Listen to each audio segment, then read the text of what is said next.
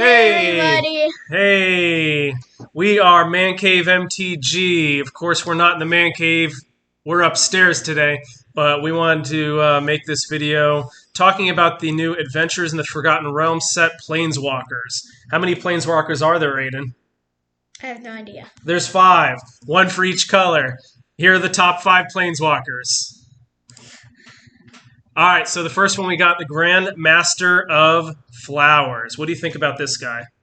He likes flowers and birds. Yeah, that's very apparent. But the cool part about him, he costs 4 mana and he has 3 loyalty. And as long as he has 7 or more loyalty, so if you can up his loyalty counters, he becomes a 7/7 dragon god creature with flying and indestructible. How hard is it to get rid of indestructible creatures, Aidan?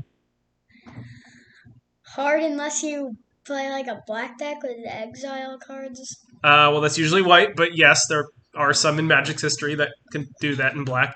Or -1 counters, but for you to get to -7 counters, very difficult. So, cool thing with his ability, he can target creatures that don't have certain aspects like First Strike, Double Strike, Vigilance, and they can't attack. So he locks creatures down pretty hard. So he's got an interesting effect to do that. And he also goes and tutors out and gets the Monk of the Open Hand. So if you need a quick creature to get on the board for defense, boom, he's your man. +1/+1. He's pretty good. On to our second one. All right, Aidan, what's this guy's name? Morden Pretty good. Pretty close. Morden Kanan. For 4, blue. He's got a 5 loyalty. He is our modern-day drawing planeswalker. Draw 2 cards, put a card from your hand. His dog is invisible. Yes, we will get to the dog. I like him because he's blue. Yes, he's a blue dog illusion creature. So Yeah, he's white. +2, he's drawing cards. -2, he's making that dog illusion creature with power and toughness equal to twice the number of cards in your hand. So if you're using him to draw, then you can potentially gain a huge dog creature based off of how many cards are in your hand. The -10's a little rough, exchanging your hand and library. You could definitely mill yourself out, but he's kind of that modern-day Teferi type planeswalker. As soon as Teferi for standard rotates out, we've got Morden Kanan. So pretty cool. Yeah. Great card draw planeswalker. Put him in your blue, black deck. Really anything that plays blue. And number 3, Loth Spider Queen. Do you like spiders? No, Mommy doesn't either. Mommy does not like spiders. But the cool thing about this planeswalker, for 3 black, loyalty 4. Whenever a creature you control dies, put a loyalty counter on the Spider Queen. So guess what she's going to make? Spiders. When you make spiders and they die, she goes up loyalty-wise. So she's never going to go up. Now, the cool part in black is you never really get to draw cards very often. So for her 0 loyalty ability, you draw a card, lose a life. Not bad.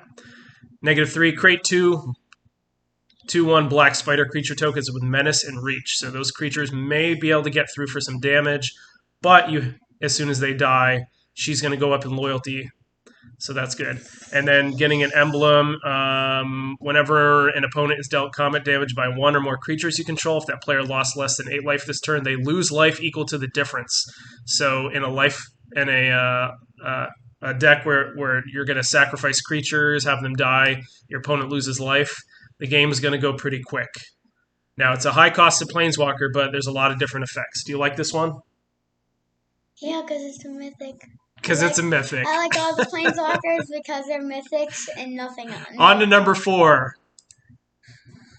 Eliwick Tumblestrum. She looks like she's excited and happy and. Well, yeah, she's playing the banjo. I mean, who's ding ding ding ding ding ding ding like ding? Who's not going to be happy playing that? This planeswalker is all about dungeon crawling.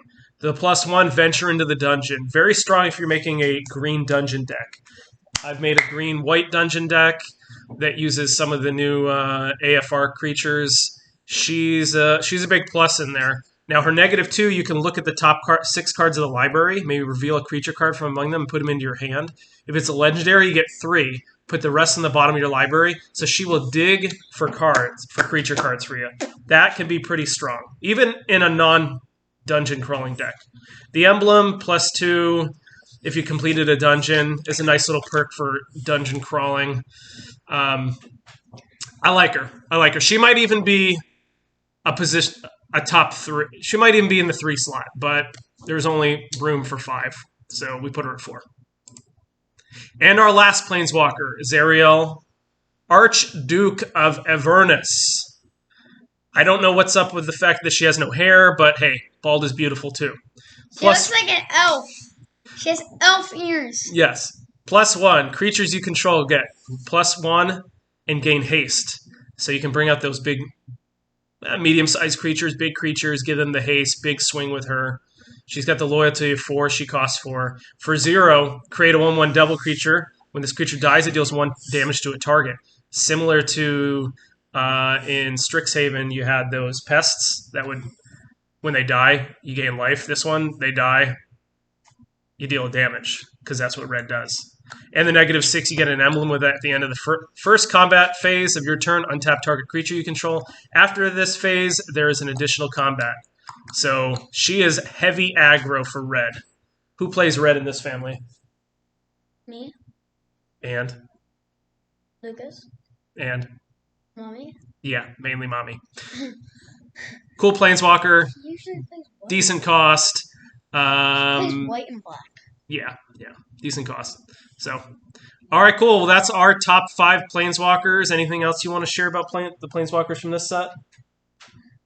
I like them because they're mythic. He loves them because they're mythics. Thanks, guys. Bye.